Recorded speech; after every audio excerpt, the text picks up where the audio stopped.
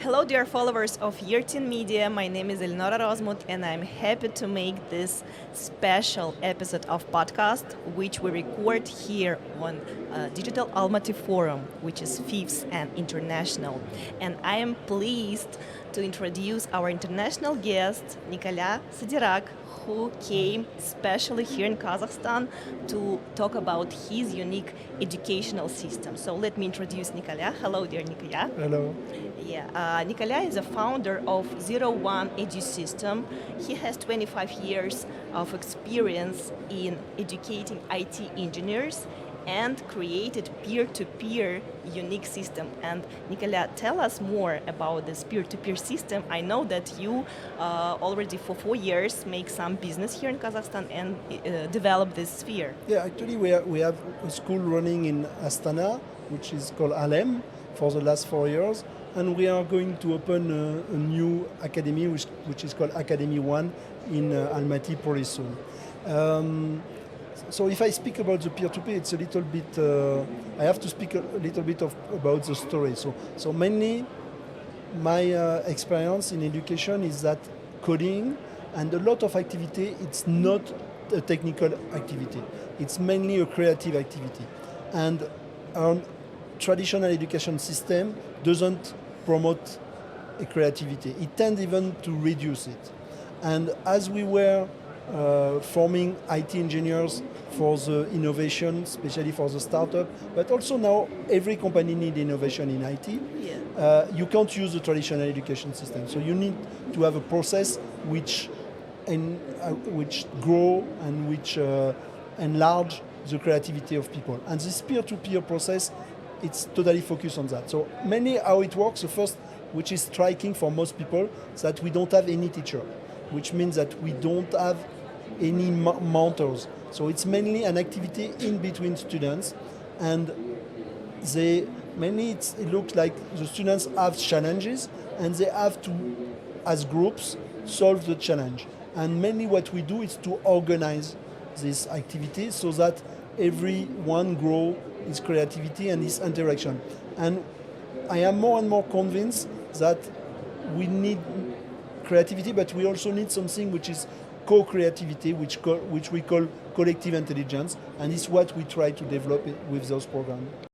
Yeah, and you created this program on international level, and how it's changed when you decided to adopt it here in Kazakhstan? Maybe there are some changes, or maybe some local or mental specifications? No, actually we run program in around 50 countries worldwide, and we don't see any difference. No. Of course, there is an ecosystem which is different, but the individuals are not different, and we promote the agility and the capability to adapt.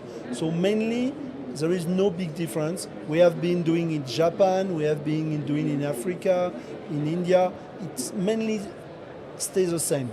Of course, we have specific interaction with companies, but at the end of the day, what we need is creative people who are able to solve challenge collectively. So it's the same process everywhere. Yeah, and I read that in this program, students can become like lectures to each other. Yeah, how it works? I wouldn't say lectures because we are not in a process of lecturing each other, but we are more in a process of co-creativity. So mainly, let me explain. So imagine that you have something to solve, like you have to make a choice or something, and you are a group of people. It's because the people disagree that you will get deeper answer. So I wouldn't say that the students teach to each other, but they help each one to go deeper in his own creativity. Because, of course, you can have a good idea, but it's never as good as when you have to challenge it to each other. Okay? And by the way, it's not a process which is very new. Yeah. We have been doing that for very long. I think in the traditional education, we tend to forget that. We have this teacher knowing everything and telling you what you have to do. But if you go to antiquity, we were used to this process of educating where you have to convince each other. We use it in plenty of situations. So that's not something very new. It's rather coming back to what is natural way of learning. And it's not even a way of learning, it's a way of growing, and it's a way to create. Yeah. You have experience of 25 years in educational system, and if you compare maybe those different stages, yes, how education look like 10 years ago, 20 years ago, and maybe different stages, and if you compare it with peer-to-peer system, what is the main differences? Well, that's so first. I would say, it's a little bit complicated because I think mainly education didn't move. If so, I heard many discussions around here, and especially forums, and I went on a panel, and a lot of people tell you about digitalization, about education, but at the end of the day, I don't think they do it at all. I mean, they use technology to educate, but still with the same goal. I mean, they will try to bring you the same knowledge, and I think the big change is that the knowledge is not the issue anymore, because you have all heard about, for example, ChatGPT or any. So ChatGPT is just an example of there is many AI very efficient. So knowledge, it's a computer problem. Yeah. So we don't need people who know plenty of stuff. We don't need people who are able to apply process because the AI are doing it better than us. So we need creative people. Okay, and all the education system, it's focused on transmitting knowledge and how to say that, processing humans. I mean, make human able to follow process, okay, which is totally not natural. A human being is not normally able to repeat the same task during the whole day. We are not done for that. Yeah. So it's a lot of training, and I really, this word training, it's really exactly what we do. We train people, and I think it's exactly what we should not do. We should not train, we should educate. Okay? And we develop a process of training which was adapted for the factory, because we need to have humans doing repetitive tasks, which was very useful. We needed it, otherwise we would have starved. Okay? And we still need it for now, because we still don't have enough robots and enough. But we are going to a society where this basic force work and these basic repetitive jobs will be done by softwares and by robots. Okay? So we need to change to an education which promotes more the humanities and the capability of creativity. And what I see, it's mainly the institution of education have very hard time to move, especially because they are, I would say, knowledge religious. It's very important for them. It's a religion, and it's really difficult for them to move. And my conviction today, because I have been involved in education in a university and stuff, my conviction is it won't be happening in universities. The universities are not able to change. It will come from outsiders, from other companies that are not already in, I would say, in jail in this religious about knowledge. And what is interesting, it's, for example, we have been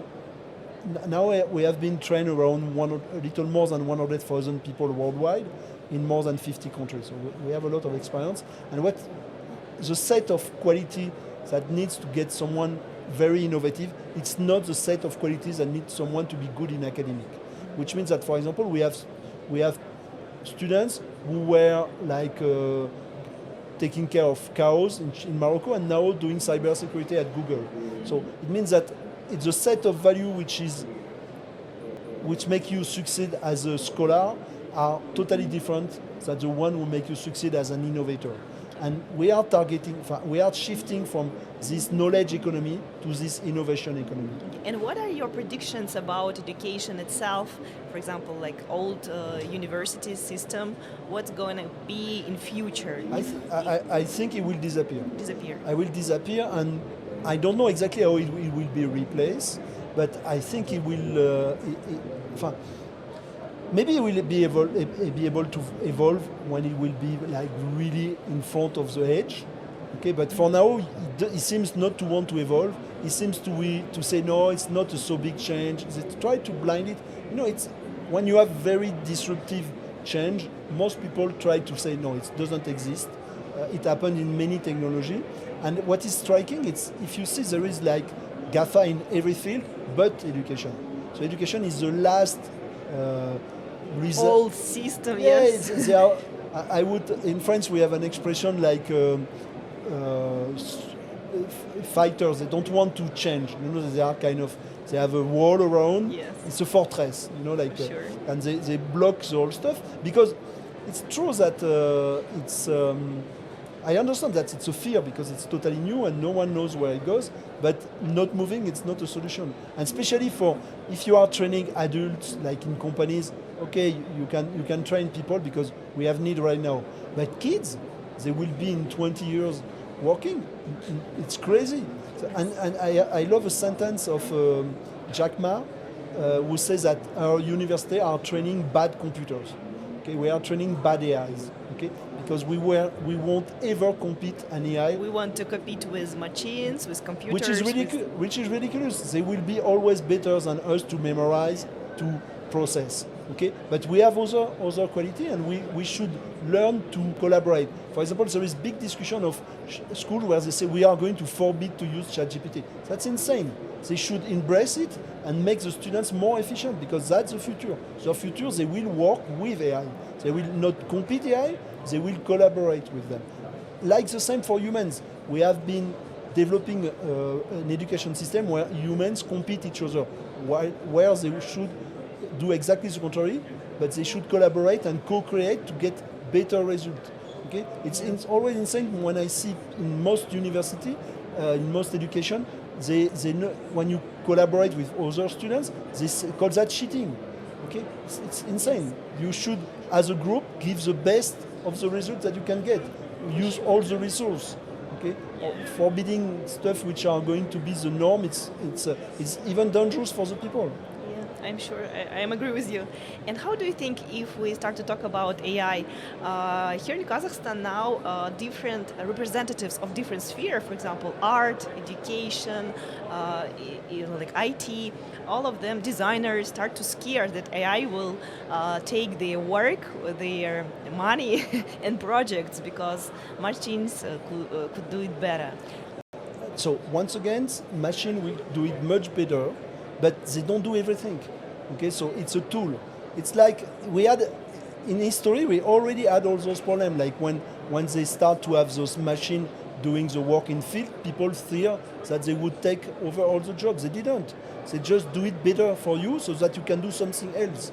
Okay, that's exactly the same. So artists will use the AI to make better artwork.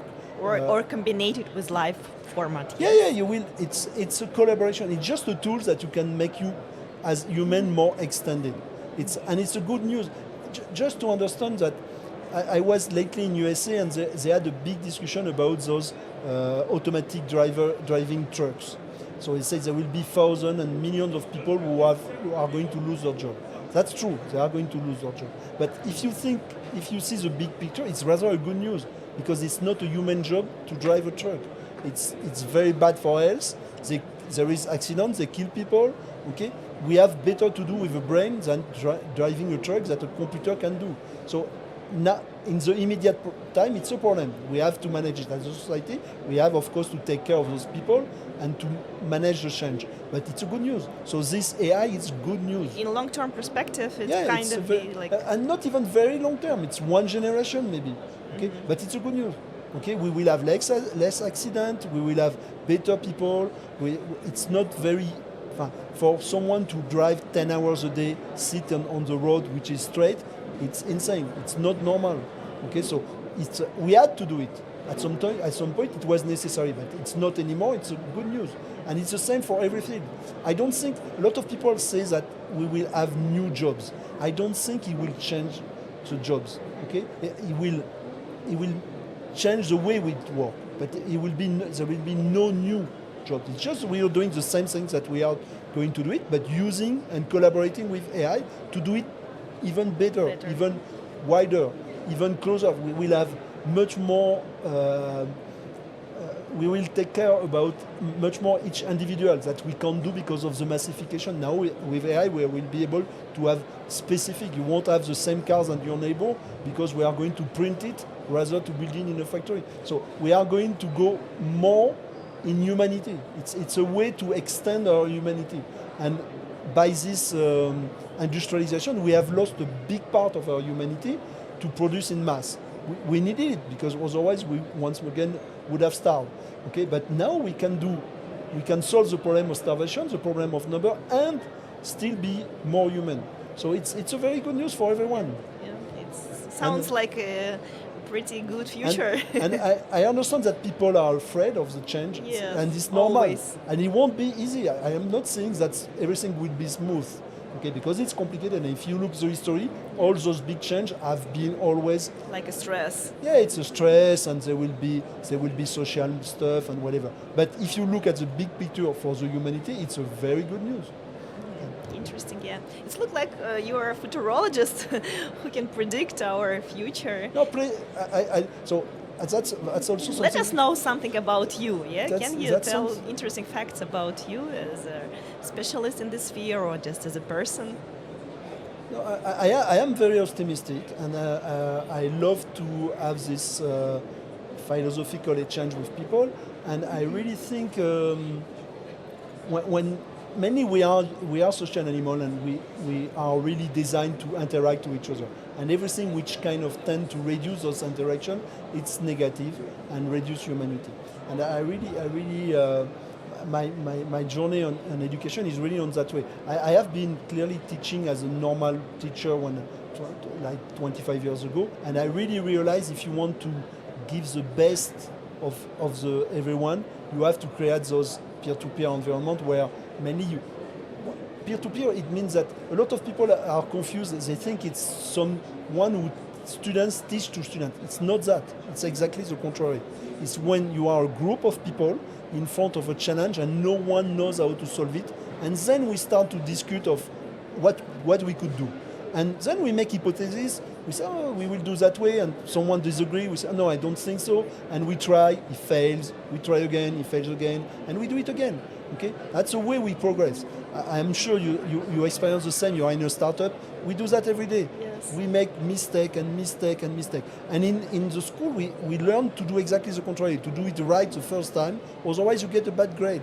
Okay, you should grade the people who fail. Each time you fail, you get a good grade because you progress. That's the only way to progress, and we have to restore that. We do that from kids.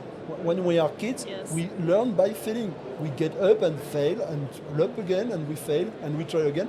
We have always learned like this. And the education after, when we go to school, because we needed this massification, we had to remove this normal process to make it more focused on specific skills. But it's something which is very natural. So I think we are this AI and this technology bring us closer to our nature. Okay, we have really to see it. I think most people have to, and I think it's difficult. You have to see it like a partner rather than a competitor. If you try to compete an AI on his skills, you have no chance. Never ever. Okay, it's going to be like 1,000 times better than you. Yeah. But there is other stuff, and as human, we always value the human interaction. So even if there is an AI doing the same stuff as a human, it won't have the same value for you. Okay, it's just because you are human. So we will, and we have already experienced also this kind of stuff. For example, in Greece, in antiquity, they had people didn't work. They had slaves. So it was not very nice to have slaves, but they were in the same situation. We can imagine tomorrow we have AI slave doing the jobs, and we live that way. So as human, we can live. Work, it's not something necessary. It's just because we needed it to survive. But now, if we have another way to survive, we can find wonderful way to bring value to each other, and it has already been. And Okay? what were those maybe some facts or conditions which focus you to this direction, and how you change your mind? Oh, mainly I changed my mind because, so I have to tell a little bit of my story, but mainly I am originally in physics. So I study physics. I got a PhD in Stanford, and I never worked as a physicist. I was involved in hacking, and I created the first pen test cybersecurity company in France, and we were very successful, but we couldn't find employees. So we had thousands of proposals from companies, and we were 5, and we are not able to make them. So I had to find employees. So couldn't find. So okay, as a company, we decided, okay, we have to train them. there is none, we have to train them. So as I was the best degree in the company, I say, okay, you are going to take care of that. And I start to educate. And I just realized that, especially in hacking is an activity where you need to be very creative, because of course if you do the normal way, it doesn't work. It's just the way it's supposed to be secure. So you have to have people who have a different mind, and I find you couldn't do it by normal education. So we did this very practical education, and then slowly by slowly we developed this peer-to-peer. But it has never been a plan. Okay, I never thought about that. It's just because we needed very creative people because of the company we were working with, and we saw that the people who were really acting and working together were more efficient than the people who were learning. And slowly by slowly, it took like mainly 10 to 15 years to develop slowly this kind of stuff. But it has never been a great idea. It has been small steps, plenty of failure, plenty of retry, okay, and a lot of, and also what is interesting and it's something that I love, it's because at some point I had a company, a cybersecurity company, and I was also having this education process, and each morning I had to wake up and say, okay, will I go to the company or will I go and slowly by slowly I was kind of captured, but even so the business was giving much more money, every morning I was captured, because when you have in a process of education with young people, there is a lot of energy. It's something which is really, really feeling. Drive you, yeah. Yeah, it drives you like crazy. It makes every day. I remember when we started the first school I was working. It was called Epita in France. By the way, it's ranking first in IT in France right now.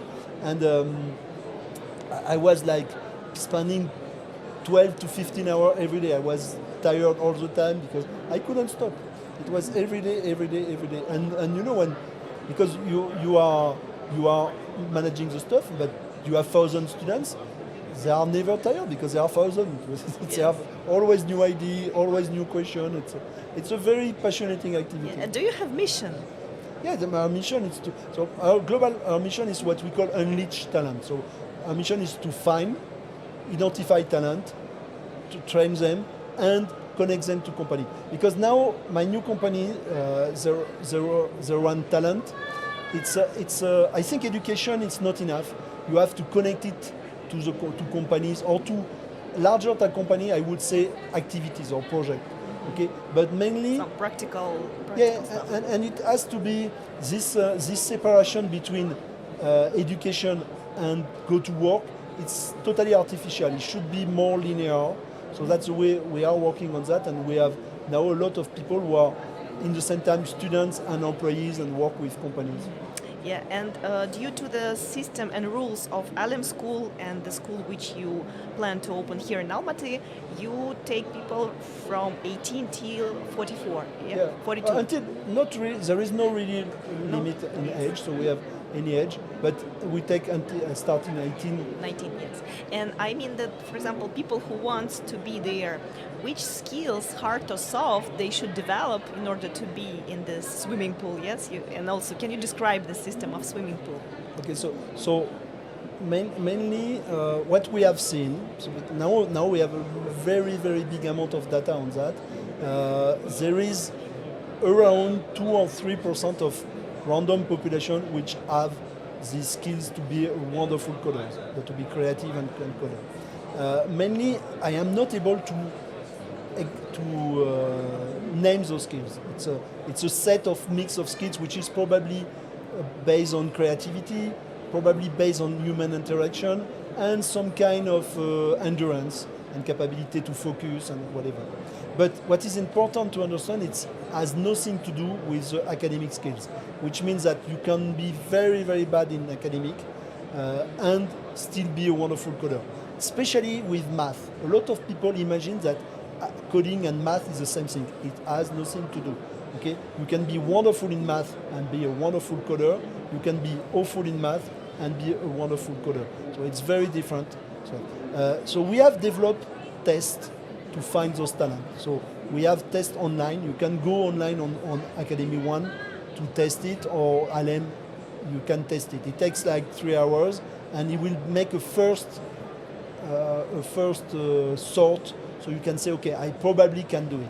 Then after it takes what we call the piscine. So during the piscine, it's a 4-week process where we will find the one who really has the talent, and after those 4 weeks, we are sure. That means that the people we admit, we know that they can make it. Okay, we have 100% of success after if they are really involved in it. Okay, and mainly the piscine, it's a 4-week where we will use a peer-to-peer process, but in a very intense way, so that we can see if this process does work with people. Because I am very convinced, and I have tried it on very young kids, it does work with almost everyone. And in every sphere? Yeah. Or only IT? No, in every sphere. We did it in very sphere for young people. And it works for most of the young people. But when you are 18, you have been already educated, you have an history. So some people have lost those capabilities. And I don't think they couldn't get it back, but it would get a lot of energy, and we are focused on the one who are the most efficient on that. And after those 4 weeks, we are able to say, okay, you have the skills. Most students who do these swimming pools, they know at the end of those 4 weeks if it's for them or not. Okay, and after we are sure. Okay, and it's very interesting because even those 4-week piscine, it's not just a selection process, it's really a life experience.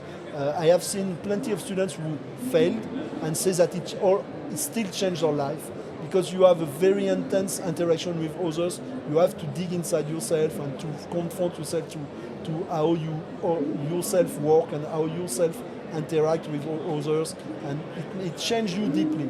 Yes. And one of the goals of the school is to provide to the market, for the government or for the commercial sector, those IT specialists. Because here in Kazakhstan, we're in luck. Yeah, we have to find somewhere 10,000 IT specialists. Yeah, that's. I think there is one word too much. Is here. Okay, we are in lack worldwide. Okay? Yeah. There is a very big lack of IT coders and IT specialists worldwide.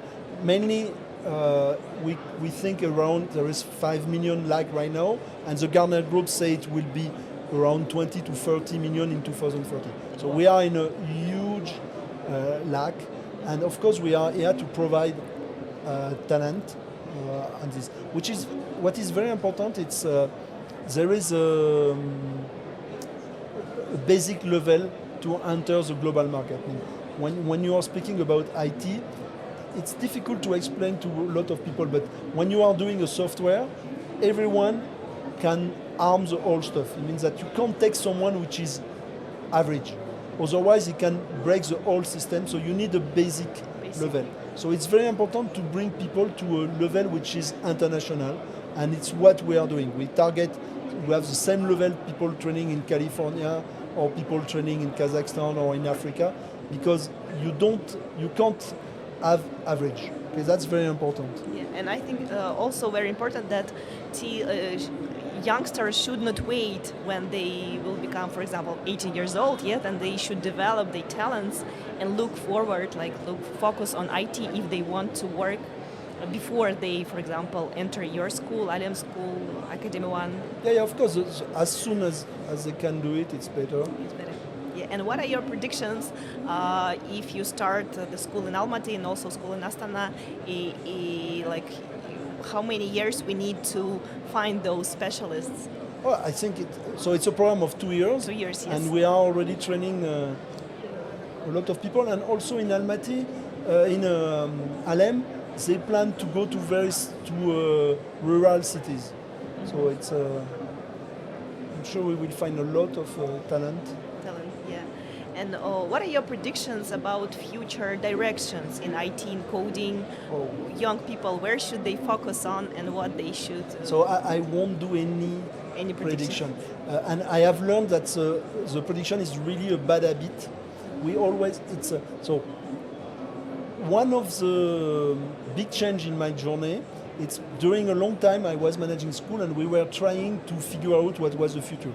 We had what we call expert committee with companies, and they always try to say, okay, in 5 years we will need that. They have been always failing, always. And I think it's worse now because it changed, it go faster. So I think the good strategy is to focus on the adaptability. So you should make people who are able to adapt to the change. You are not able to predict what's going on, but you have to make someone who is, you know that he will adapt of whatever.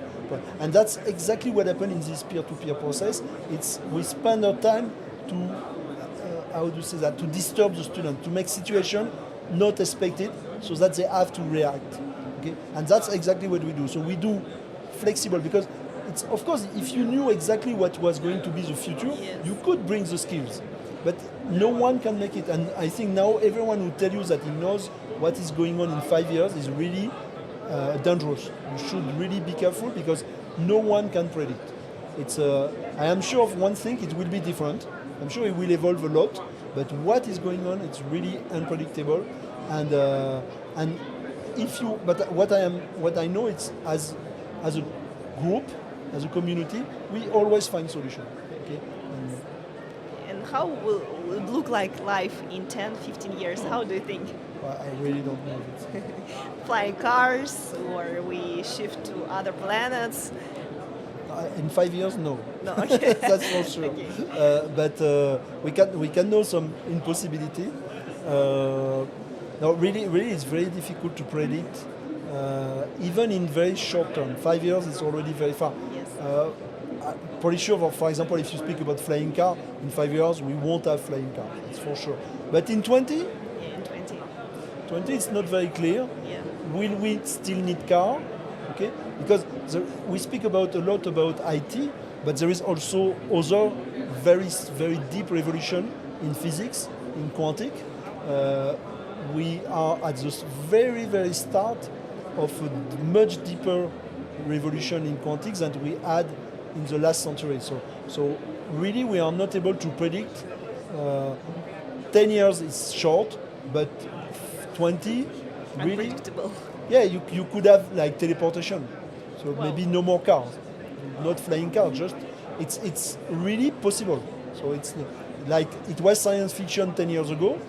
It's not anymore. So it's so, and also there is something which is going to change deeply. It's energy. We will probably have fusion in the next 50 years, which change everything. It's not just more energy. It's way more. It's a very new, and it's also a very dense energy. So it's very easy to carry. It's very a big change. So if you see the AI, okay, more the quantic and the new set of energy, it's a totally new paradigm of life. Okay, so it's very you can see it very deeply. So we clearly, it's the one trying to predict now. It's very difficult. It's almost it's really impossible. But what is interesting, it's we have also, because in the same time you have a lot of people who are saying we are stuck in a very we have this climate issue, which is I'm not saying there is no issue. It's a very big issue, but we have also a very big solution. Okay, it's not easy because we have to focus correctly, but in the same time we have the chance. So we are not in a linear situation right now. We are in a very big change situation. We shouldn't go on the straight. We can make like jump from point and A to point B. And that's why it's very difficult, because education, it's true that when you educate people, you educate for the future. Yeah. So the first reflex is to say, okay, what is going to be the future? But I think it's really a bad reflex. You have to make people who will adapt to an unknown situation, and you have to focus on those qualities. And I think if you are speaking about parents and stuff, a lot of people, I am doing a lot of conference, and a lot of people say, what should I teach to my kid? And they say, okay, he will learn that, and in the worst case, it won't be useful. I say it's not true. When you learn something, you change yourself. So in some case, it's negative. There is not only positive learning, because when you learn something, you most of the time ingel yourself in this. In this frame, yes? Yeah, it's a frame. You change, specifically when you go to this very structured way of learning, you kind of train your brain in a way of doing stuff. which is engineering you. So you should embrace a much more diverse education very early and a lot of activity. Okay, and the diversity is much more efficient than go to only one stuff deeper, because no one is able, once again, to predict what will be useful. Very interesting point of view. I'm sure that a lot of academic representatives from Kazakhstan and not also from here gonna argue with you. I have a lot of discussion with plenty of people, and I am always happy to spend. Very, very interesting. Yeah, thank you for sharing. And a lot of here in Kazakhstan now we have phenomenon of high developing of startup market. A lot of startups, when people who program connect with people from business and they start to create something new, and we see today like more than 100 startups, and this sphere is developing very fastly. So what you can advise maybe for those people in order to become again progressive and effective in future, and maybe create this worldwide famous and useful startup? So once again, I won't be very advising because I'm pretty sure they already are in the process. But my experience, so I have found many startups and some were very successful. I think the first experience I say it's about people. So the most important is to have the good people around you, either in the team and even around the team. So if you make a good culture, if you kind of attract and gather the good people around you, that makes it work. Because it's exactly the same in education. It's very difficult to predict what will be your business and how it will go. So if you have flexible people, clever people and dedicated people, you can always find a solution. And I have been involved in many startups. Most of them didn't do what they expect. Okay? If you look at them 5 years later, if you ask them, did you imagine that? Most of the time they didn't imagine. So you have to have people who are mind open and really well together. I think it's the biggest value. Like this idea is that a lot of people have the idea of the startup. It's someone who has a crazy, genial idea. I have almost never met that. It does exist, but I have never met them. Most of them, they struggle and finally find something amazing. Find some solution, okay? Yes. And usually it's because they have a very good interaction with the client. Most of the ideas come from the interaction with the client, or maybe sometimes with someone who has nothing to do with him, and then you have an idea. But people who start to have the crazy idea, then make it, then sell it, I never saw it. Yeah, interesting. Thank you. And actually, let's make Let's make some conclusion. I'm very happy to touch your international experience and to have this dialogue. And Nicola, if we, for example, what is better to say? You don't want to give advices, maybe just summary, yes, maybe some call to action about those two schools in Kazakhstan. Yeah, can you give some call to action, or maybe call people to know more about the system? Or if I have a message to transmit, it's if you are young and you want to go in IT, or even if you don't want to go in IT, if you don't know, because a lot of people don't even know what is IT. They have an idea, they imagine someone in a basement coding. It's not what happened. IT, it's a communication and it's a creative field. So make it a try. Okay? A lot of people we have online tests. Go on our site, try, and you will be surprised. A lot of people, I have a lot of students who say, I was just trying by random and just find it fun, and now I am a developer. So just make it a try. You will be surprised because most of the people don't imagine what is coding. It's a creative job. Okay, thank you. Today, as our star guest, we talked with Nicola Sadirak, who came from France here to Kazakhstan, and he talked a lot about peer-to-peer program. And if you want to know more about it, you can Google it, or we also share some links.